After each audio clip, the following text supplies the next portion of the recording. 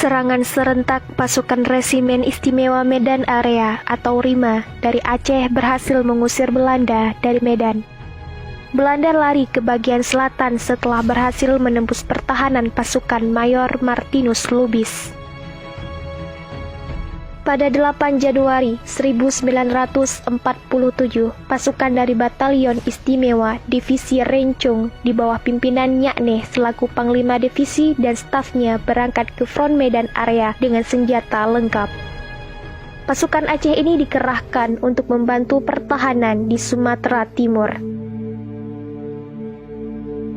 Pasukan Nyakneh ini dilengkapi dengan meriam penangkis serangan udara atau PSU, meriam penangkis serangan pantai PSP, mortal, bom, dan granat. Batalion Istimewa Divisi Rencong ini ditempatkan di front Medan Area Barat di Kampung Lalang, berdampingan dengan pasukan meriam yang dipimpin Nukum Sanami yang dikirim dari Aceh ke sana pada tanggal 24 Desember 1946. Pertahanan di front barat Medan Area inilah pertahanan yang paling kuat, sehingga tentara sekutu atau Belanda tidak pernah bisa masuk ke Aceh. Belanda mengakui bahwa pertahanan di Kampung Lalang merupakan pertahanan pejuang Aceh satu-satunya yang sukar dihadapi oleh Belanda. Pada tanggal 15 Februari 1947, gabungan pasukan dari Aceh dalam Kesatuan Resimen Istimewa Medan Area atau RIMA menyerang secara serentak ke markas Belanda di front Medan Area. Serangan dilakukan pada pukul 6 pagi. Serangan tersebut dipimpin oleh Kapten Hanafiah. Ikut juga satu konpi Laskar Rakyat. Pasukan ini menyerang serentak di bawah perlindungan tembakan meriam pasukan Divisi Gajah 1. Pada waktu yang sama, Batalion 3 RIMA yang dipimpin Kapten Ali Hasan AS menyerang pasukan Belanda di daerah koridor Medan-Belawan. Serangan juga dilakukan Batalion 2 RIMA, pimpinannya Adam Kamil ke daerah Helvetia dan sekitarnya. Dalam serangan tersebut, kawasan Helvetia berhasil direbut setelah pasukan Belanda dipukul mundur. Sementara sektor barat dan utara diserang oleh pasukan Komandan RIMA, Mayor Hasan, sedangkan serangan di bagian selatan dipimpin oleh Mayor Martinus Lubis. Pasukan Belanda yang terkepung dan digempur dari segala arah melarikan diri ke arah selatan.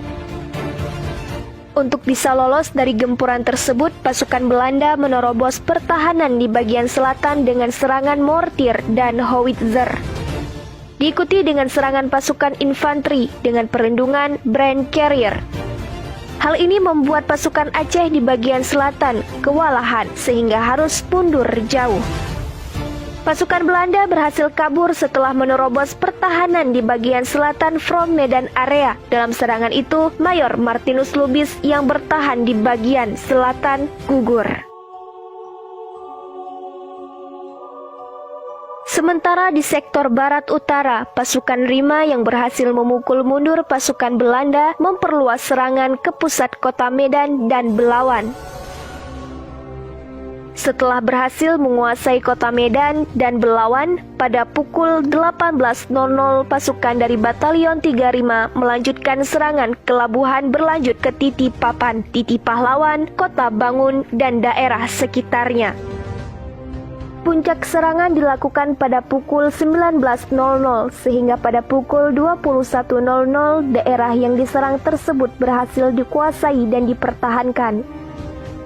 Namun esoknya, pada 16 Februari 1947, pada pukul 7 pagi, pasukan Kompi 2 dan Kompi 3 dari Batalion 3 RIMA, pimpinan Letnan Muda Yahya Hasan dan Letnan Muda Amir Yahya, terkepung karena terlalu jauh menyusup ke daerah segitiga Titi Papan hingga Mabar dan komplek perkebunan Mabar.